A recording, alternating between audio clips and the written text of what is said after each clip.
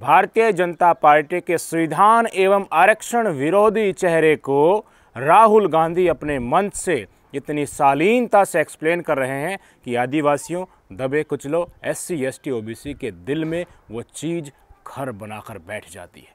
वो मान रहे हैं कि भारतीय जनता पार्टी ने जो 400 पार का नारा लगाया था, इनके 10 साल के कर्मकांड, लोगों के मुख के ऊपर चुप्पी डालना, लठों से तोड़ना और तमाम गैर कानूनी कामों को स्वीकृति दिया जाना, हर सरकारी संस्थाओं को खरीदकर अपने अनुसार उनको चलाना, ये तमाम चीज़ें दिखाती हैं कि फिर से ये आ गए तो इस देश का संविधान और लोकतंत्र बचेगा नहीं।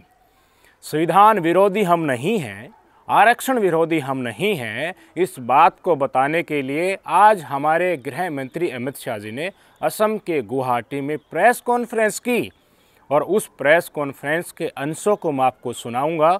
तो उसी प्रेस कॉन्फ्रेंस में वो उस संविधान के अधिकारों की धज्जियां उड़ाते हुए आपको दिखेंगे।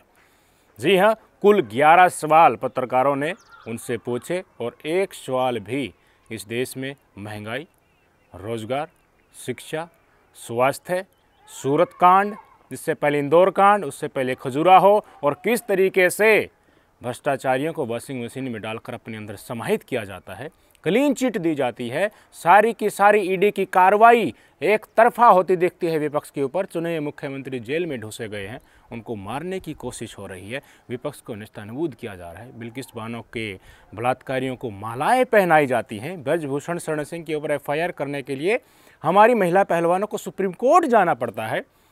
इस तरह के मुद्दों के ऊपर एक सवाल भी नहीं था।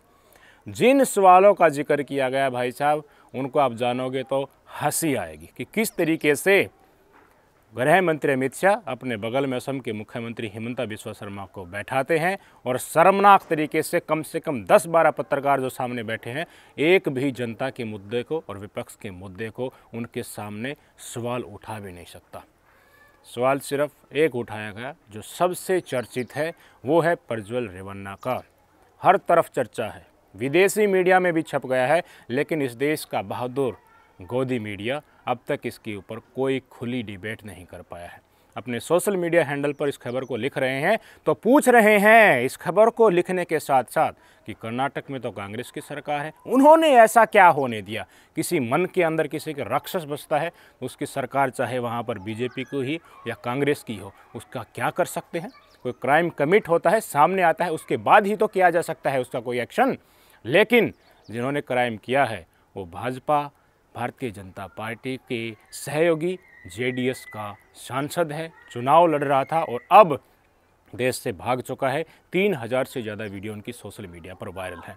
सबसे पहले तो मैं सुनाना चाहूँगा कि किस तरीके से गृह मंत्री अमित शाह जी ने कहा कि कांग्रेस हमारे 400 पार के नारे के प्रति अफवाहें फैला रही है, दुष्प्रचार कर रही है और कह रही है कि 400 पार का नारा इन्होंने संविधान बदलने को लिए दिया है, लेकिन हमने ऐसा बिल्कुल नहीं है। जब हमें बहुमत मिला है, सत्ता मिली है, तो हमने 3 तलाक हटाए हैं, राम मंदिर जैसे मुद्दों को सोल्व किया है, हमने आरक्षण को हाथ नहीं लाया और कसम खा रहे हैं, नरेंद्र मोदी जी की भी दुहाई दे रहे हैं कि हम आरक्षण को हाथ नहीं लगाएंगे। ये नौबत आ गई है। राहुल गांधी आज हाथ में संविधान की कॉपी लेकर स्टेज से भाषण दे रहे थे और कहा कि ये सत्ता में आ गए तो इस देश का संविधान को, इस किताब को फाड़ कर फेंक देंगे। इसलिए गृह मंत्री अमित शाह जी बिलबिलाने लगे। राहुल गांधी की बात को इस देश की जनता समझ रही है, इनके गोदी मीडिया की खबरों को नहीं देख रही है, स्वतंत्र पत्रकारों को खोज कर सुन रही है। तो आज इन्होंने बाकायदा प्रेस कॉन्फ्रेंस करके बताना पड़ा सबके सामने कि हम आरक्षण को हाथ नहीं लाएंगे, उस आरक्षण की हम प्रोटेक्ट करेंगे, उसकी पैरवी करेंगे। बौखलाहट देख लीजिए। और तीसरे चरण के चुनाव से पहले मिट्टी में मिलते हुए इनके अहंकार को आप देखेंगे। लेकिन किसके लिए? वोट के लिए। चुनाव से पहले, वोट लेने से पहले क्या किया, चुनाव से पहले क्या कर रहे हैं, इंदौर, खजुराहो और सूरत में वो किसी से अनभिज्ञ नहीं है। इनका स्टेटमेंट सुन लीजिए और इनकी बौखलाहट इनके लफ्जों से और सत्ता जाने का डर इनकी वाणी से स्पष्ट तौर पर दिख रहा है। कुछ दिन से कांग्रेस पार्टी ने हमारे 400 पार के लक्ष्य को ट्विस्ट करना शुरू किया है। उन्होंने एक प्रकार से 400 पार के लक्ष्य को संविधान बदलने के लिए ये लक्ष्य है और दूसरा एक अपप्रचार कर रहे हैं कि भारतीय जनता पार्टी 400 पार करने के बाद आरक्षण को समाप्त कर दिया। ये दोनों चीजें निराधार और तथ्यहीन है। कांग्रेस पार्टी एक झूठ फैलाकर जनता के बीच में भ्रांति पैदा करना चाहती है। मैं ये बात स्पष्ट कर देना चाहता हूं कि Bharatiya Janata party ST, SC, OBC के आरक्षण की समर्थक है और हमेशा इसके संरक्षक के रूप में अपनी भूमिका निभाएगी। ये बात नरेंद्र मोदी जी ने भी कई बार सार्वजनिक भाषणों में स्पष्ट की।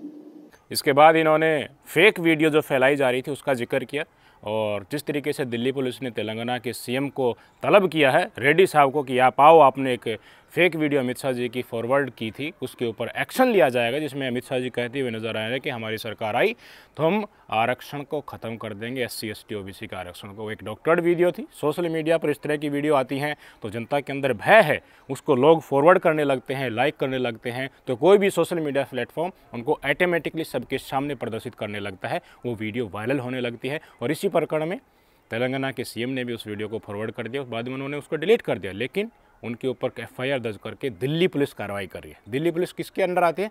गृह मंत्री अमित शाह के।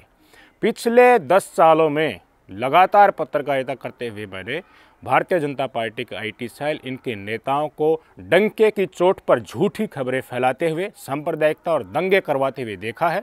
इनकी वीडियो मौजूद है सोशल मीडिया पर, उनको बेनकाब किया जाता है, दिखाया जाता है कि ये झूठ है, लेकिन फिर भी भाजपा आईटी सेल वाले बेनकाब होने के बाद उस वीडियो को, उस ट्वीट को और सोशल मीडिया हैंडल पर जो इन्होंने सामग्री डाली है उसको डिलीट नहीं करते और कहते हैं कर लो जो करना है। उनके ऊपर एक्शन नहीं होता है। इस देश के विपक्ष की विचारधारा से जुड़े हुए लोग चीख चीख कर, ट्रैग करके दिल्ली पुलिस को थक जाते हैं, लेकिन यही दिल्ली पुलिस ब्रजभूषण शरण सिंह के ऊपर जब एफआईआर करनी होती है तो उसके हाथ थर थर कांपते हैं। लेकिन जब ओपोजिशन का सीएम है तो भाई साहब, आजकल सीएम अगर ओपोजिशन का होता है तो उनको जेल में ही ठूस दिया जाता है। तो एक वीडियो शेयर करने के लिए दिल्ली पुलिस ने उनको बुलाया कि आओ तुम्हारे ऊपर एक्शन होगा। ये बचा है लोकतंत्र। प्रेस कॉन्फ्रेंस की ना कि संविधान और लोकतंत्र का हम हनन नहीं होने देंगे। इसी प्रेस कॉन्फ्रेंस में उस फेक वीडियो का जिक्र कर रहे हैं और बता रहे हैं कि सीएम के ऊपर अब एक्शन होने वाला है। मित्रों, उनकी हताशा, निराशा इस स्तर पर पहुंच गई है कि उन्होंने मेरा और कुछ भाजपा नेताओं का फेक वीडियो बनाकर सबके बीच में सार्वजनिक की।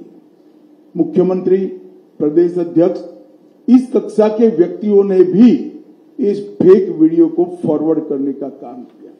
अब स्पष्ट हो चुका है। सौभाग्य से मैं जो बोला था उसका भी रिकॉर्डिंग हुआ था, तो वो रिकॉर्ड हमने सबके सामने रखा। दूध का दूध, पानी का पानी हो गया और आज कांग्रेस पार्टी के प्रमुख नेता क्रिमिनल ऑफेंस को फेस कर रहे हैं। ये जो कृत्य है वो उनकी हताशा और निराशा का द्योतक है। जब से राहुल गांधी कांग्रेस की कमान संभाले हैं, राजनीति का स्तर नीचे नीचे नीचे ले जाने का काम कर रहे हैं और ये इसका चरम, लोकसभा में चर्चा न हो देना, राज्यसभा में बहिष्कार करा देना, शोर शराबे करना और निराधार झूठ बोलकर प्रजा में भ्रांति फैलाने का काम लगातार उनके नेतृत्व में कांग्रेस पार्टी कर रही है। और मैं मानता हूं कि अब फेक वीडियो सर्कुलेट कर फर्जी टाइप का जन समर्थन प्राप्त करने का ये प्रयास ये बहुत निंदनीय है और भारतीय राजनीति में किसी प्रमुख दल के द्वारा कभी ऐसा नहीं किया गया। इसका चाल चरित्र, चेहरा भारतीय जनता पार्टी का बेनकाब होना बाकी है या फिर कुछ और मुद्दों का जिक्र करूं?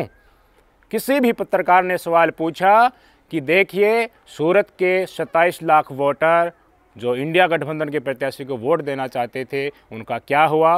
क्यों कांग्रेस के प्रत्याशी ने नामांकन पत्र वापस ले लिया और भाजपा वालों के साथ भाग लिए वहां से? क्यों भाई साहब इंदौर, सूरत से ये प्रकरण बार बार सामने आ रहे हैं? क्यों खजुराहो से मीरा यादव का, जसपा की प्रत्याशी थी, उनका नामांकन वापस कर दिया? क्यों तोड़ तोड़ कर विपक्ष के नेताओं को भारतीय जनता पार्टी में शामिल किया जा रहा है, उनके केस वापस लिए जा रहे हैं। क्यों? महंगाई और रोजगार के ऊपर तीसरे चरण के चुनाव मुहाने पर है, भारतीय जनता पार्टी बात नहीं कर रही है। कांग्रेस के मैनिफेस्टो ने लोगों के दिल में जगह बना ली है, तो इनकी बौखलाहट अब सामने आ रही है। अकेले रिजर्वेशन से पीछा थोड़ी ना छड़ेगा।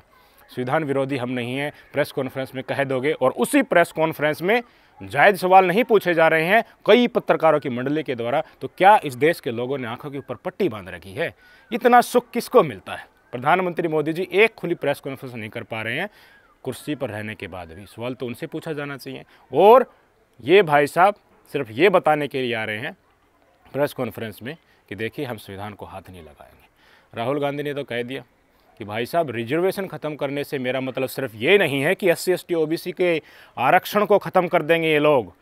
मेरा मतलब है अग्निवीर थोपना, मेरा मतलब है देश के संसाधनों को लूटकर अडानी अंबानी को सौंपना, मेरा मतलब है दबे कुचले गरीब, सवर्ण जाति के गरीब आदिवासियों का हक जो उन्हें मिलना चाहिए था उनको कुछ चुनिंदा लोगों के हाथ में देना, 1% लोगों के पास देश का 40% से ज़्यादा धन इकट्ठा होना, ये छीन कर गरीबों से जो अपने प्रिय पूंजीपतियों को दिया गया है, यहीं तो रिजर्वेशन और संविधान का हनन है। ये राहुल गांधी की स्टेटमेंट आ गई है और संविधान की किताब अपने हाथ में रखते हैं। इनका जवाब कैसे दोगे मोदी जी? जो मिला है किसानों को, गरीबों को, मजदूरों को, पिछड़ों को, दलितों को, आदिवासियों को, गरीब जनरल कास्ट के लोगों को, जो भी कुछ मिला है इस किताब के कारण मिला है। और अब प्रधानमंत्री ने, अमित शाह ने और उनके अलग अलग MPs ने मन बना लिया है कि अगर वो चुनाव जीतेंगे तो वो इस किताब को फाड़ के फेंक देंगे। लड़ाई ये है भाइयों और बहनों। और मैं आपको यह कहने आया हूं कि जो भी देश में प्रगति हुई है, जो भी गरीबों को मिला है, चाहे वो मनरेगा हो, जमीन अधिग्रहण बिल हो, सफेद क्रांति हो, जमीन का हक हो, सब गायब हो जाएगा। बीजेपी चाहती है कि यह किताब फेंक दी जाए और देश को 20-25 अरबपति चलाएं। गृह मंत्री अमित शाह जी बताइए ना, रोजगार क्यों नहीं दिया जा रहा इस देश की जनता को? महंगाई के ऊपर आप उफ क्यों नहीं कर रही हैं? 2014 का टाइमलाइन देख लीजिए, इन्हीं अमित शाह गृह मंत्री जी का और नरेंद्र मोदी जी का हर दूसरे ट्वीट में, फेसबुक मीडिया की, सोशल मीडिया की सामग्री में जॉब का जिक्र और महंगाई का जिक्र होता था, लेकिन एक भाषण में भी, एक प्रेस कॉन्फ्रेंस में भी इसके ऊपर सवाल नहीं होता। सबसे बड़े मुद्दे तो यही हैं। यही तो भागीदारी नाई है राहुल गांधी की, जो भारतीय जनता पार्टी ने छीनकर अपने प्रिय पूंजीपतियों को दे दी है और मुद्दों को उसी इकट्ठे हुए अथाह पैसे के बल पर दबा रही है, लोकतंत्र और संविधान को कुचल रही है और अपने ही मुख से कह रही है कि नहीं हम ऐसा नहीं कर रहे, और अपने ही इकोसिस्टम में बैठकर प्रदर्शित करने की कोशिश की जा रही है कि यही सच्चाई है। लेकिन देश की जनता तो जाग चुकी है, असल सच्चाई तो उन्हें पता ही चल गया है। और मजे की बात, जनता से पूछो मुद्दे कौन से हैं, आपको कहेंगे बेरोजगारी, भागीदारी, महंगाई। मगर आपको मीडिया में यह कभी नहीं दिखने को मिलेगा।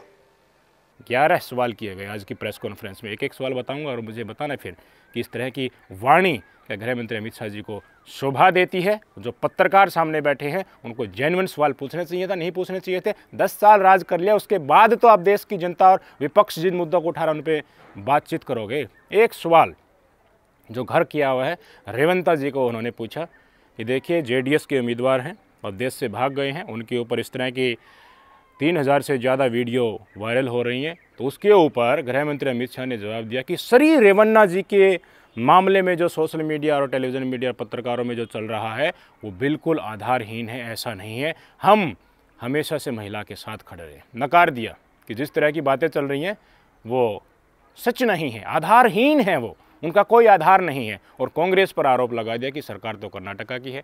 भाई साहब, राक्षस तो आपके सांसदों और आपके अली के मन में पल रहा है, समर्थन तो आपने दिया था। आपकी सरकार ने बलात्कारियों को समय से पहले जेल से छुड़वाया था, तो घर तो यहीं बनेगा ना बलात्कारी मानसिकता का। आपके साथ तो वही लोग आएंगे जो अथाह भ्रष्ट और अथाह बलात्कारी प्रवृत्ति के होंगे, महिला विरोधी होंगे। तो क्यों आप विपक्ष के ऊपर, कर्नाटक में कांग्रेस की सरकार है तो उनके ऊपर आरोप लगा रहे हैं? तुम्हारे मन के अंदर चोर है तो उसकी एक्सरे कांग्रेस की जो कर्नाटक सरकार थोड़ी ना कर सकते हैं। सुन लीजिए राहुल गांधी का स्टेटमेंट, उसके बाद पत्रकारों ने कितने सिली क्वेश्चन इनसे किए हैं वो भी बताने वाला। कर्नाटक में आपके सहयोगी जेडीएस के एक नेता रेवन्ना के कई आपत्तिजनक वीडियो का दावा कांग्रेस कर रही है और उसको लेकर आप लोग पर भी आरोप लगा रही है कि उनका बचाव कर रहे हैं। देखिए, श्री रेवन्ना का जो समाचार पत्रों में और चैनलों में चल रहा है वो बिल्कुल आघातजनक है।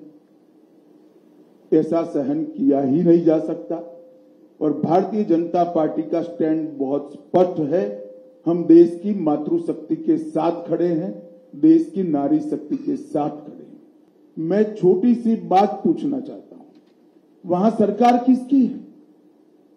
सरकार कांग्रेस पार्टी की है।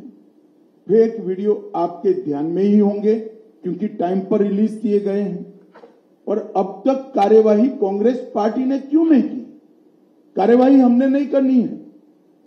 ये लॉ एंड ऑर्डर का इश्यू स्टेट का इश्यू है। प्रियंका जी हमसे सवाल पूछ रही है, मैं प्रियंका जी को कहना चाहता हूं, नरेंद्र मोदी जी और मुझसे सवाल पूछने की जगह आपके मुख्यमंत्री उप मुख्यमंत्री को सवाल करिए कि आपकी सरकार क्या कर रही है, क्यों जांच नहीं हो रही है।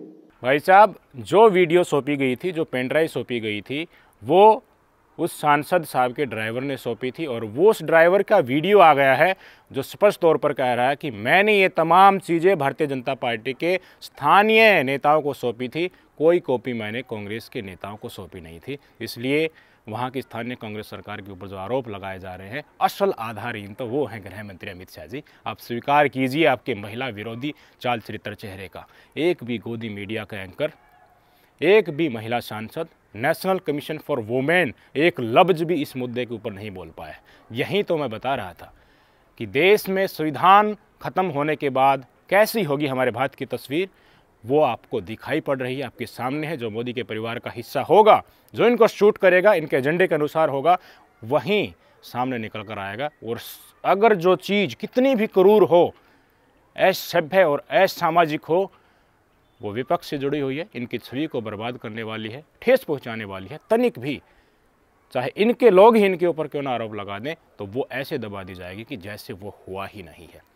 अब सुनाना चाहूँगा एक एक करके किस तरह के सवाल गृह मंत्री अमित शाह जी से पूछे गए और आप अपने अंतर्मन से पूछिएगा कि संविधान विरोधी हम नहीं हैं। ये जवाब देने के लिए गृह मंत्री अमित शाह जी प्रेस कॉन्फ्रेंस में बैठे हैं, साथ में हिमंता बिस्वा शर्मा को बैठाए हुए हैं। कैसे उल्लूल जुलूल सवाल कर रहे हैं, आप खुद सुन लीजिए, समझ लीजिए कि कैसे सवाल किए हैं। उनका जवाब नहीं सुनाऊंगा, जवाब आपको पता ही है। राहुल गांधी, मुस्लिम, आरक्षण, इन्हीं मुद्दों तक तमाम चीज़ें सीमित हो जाती हैं और प्रेस कॉन्फ्रेंस बंद हो जाती है। यही है इस देश का नया भारत। सुन लीजिए, मनन कर लीजिए और पहचान लीजिए। आपने चूंकि कहा कि जब से राहुल गांधी ने कांग्रेस की कमान संभाली है तो राजनीति का स्तर नीचे गिरता गया है। उनकी जो सीट थी राहुल गांधी की अमेठी, जहां से वो चुनाव लड़ते थे, और उनकी मां जहां से रायबरेली से चुनाव लड़ती थी, दोनों जगह से अभी तक उन्होंने कैंडिडेट भी नहीं दिए। और अब ये कहा जा रहा है, सूचना आ रही है कि दोनों लोग अब चुनाव भी नहीं लड़ेंगे दोनों सीट में, ना राहुल लड़ेंगे ना प्रियंका। इसे आप किस रूप में देखते हैं? अमित जी, कांग्रेस ने कहा है कि वो मुस्लिम पर्सनल लॉ बोर्ड को रिस्टोर करेगी अपने मैनिफेस्टो में। कांग्रेस मैनिफेस्टो में एक बात उठाई गई है कि जो सिविल कॉन्ट्रैक्ट्स है उसमें भी मुस्लिमों को के लिए स्थान दिया जाएगा, प्रायोरिटी दी जाएगी। इसको लेकर क्या कहेंगे? अमित जी, मेरा सवाल ये है कि प्रधानमंत्री बार बार ये कह रहे हैं कि 100 दिनों के अंदर वो एक बड़े फैसले लेने वाले हैं, उनकी सरकार कई बड़े फैसले। विकास जी, 100 दिन होंगे, मालूम पड़ जाएगा, हम ही जीत कर आने वाले। थोड़ी क्यूरियोसिटी को शांत करिए। चलिए, मेरा सवाल ये है, क्या कुछ नहीं निकलेगा भैया, क्यूरियोसिटी शांत। समान नागरिक संहिता को लेकर बार बार ये कहा जा रहा है कि शायद 100 दिन के भीतर लागू हो जाएगी। वो आपकी एक कल्पना है। हमने हमारे घोषणा पत्र में 5 साल के घोषणा पत्र में रखा है, उचित समय पर हो जाए। राहुल गांधी बोल रहे हैं कि एक्सरे की बात चल रहा है देश में, जिससे दूध का दूध और पानी का पानी हो जाएगा। इसमें क्या विचार है आपकी? देखिए, राहुल जी कुछ भी बोल सकते हैं, कुछ भी कर सकते हैं। गनीमत है कि उनको करने का मौका जनता नहीं देती है और इस बार भी नहीं मिलने वाला है। सर, असम में चुनाव अभी 2 चरण का खत्म हुआ है, तीसरे चरण चलेगा। भारी संख्यक माइनॉरिटीज लोगों का ये मतलब सहाय मिल रहा है और नेतृत्व में दिखा जा रहा है। हिमंत विश्व शर्मा जी भी बहुत ही खास तौर से जगह जगह में माइनॉरिटी एरिया में कैंपेन कर रहे हैं और मुस्लिम का भारी तरफ से सपोर्ट मिले। इसका कारण क्या है? देखिए, हम कभी वोटर को माइनॉरिटी मेजोरिटी की दृष्टि से नहीं देखते। हर व्यक्ति भारत का नागरिक है, उसको इसी तरह से ट्रीट करना चाहिए। परंतु मैं इतना जरूर कह देता हूं, आसाम में हम कम से कम 12 सीट जीतेंगे, ये तय है। हमारी पार्टी इसके लिए विश्वास व्यक्त करती है। कम से कम 12 से आगे भी जा सकते हैं। सर, असम की कई कंस्टिट्यूएंसी में आपने भी प्रसार में भाग लिया, कैसा देख रहे हैं आपके हिसाब से?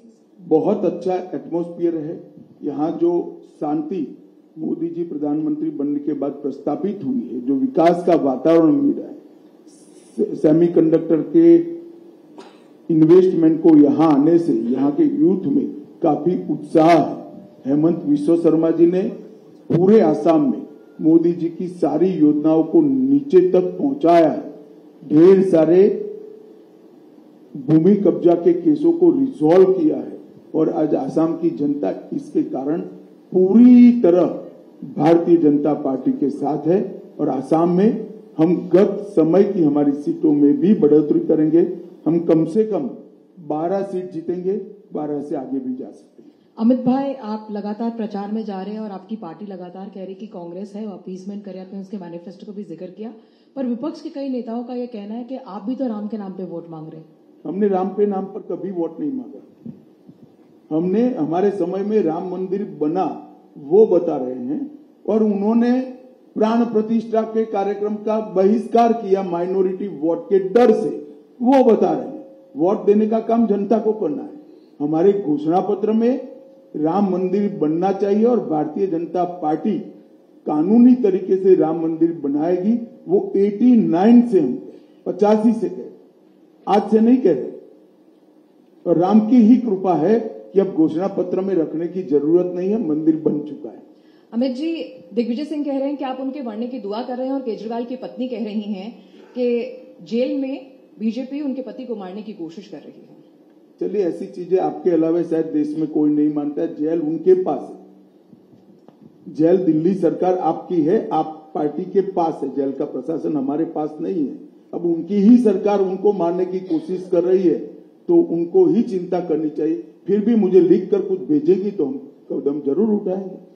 धन्यवाद। अमित जी, आखिरी सवाल असम से ही है कि आप लोग कह रहे हैं कि इस बार वोटों में इजाफा हुआ है, वोट सीट का व्यवधान बढ़ेगा इस बार असम में, तो ये लोगों का कांग्रेस के प्रति मतलब खफा कांग्रेस के प्रति है, इसीलिए आपके तरफ रुझाव है या आपके कामों के? हमें नेगेटिव वोट नहीं मिल रहा है।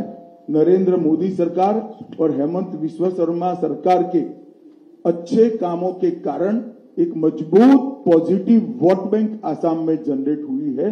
हमारा पॉजिटिव वोट मिल रहा है, सकारात्मक वोट मिल रहा है। चलो भैया, हो गया। चलो, धन्यवाद।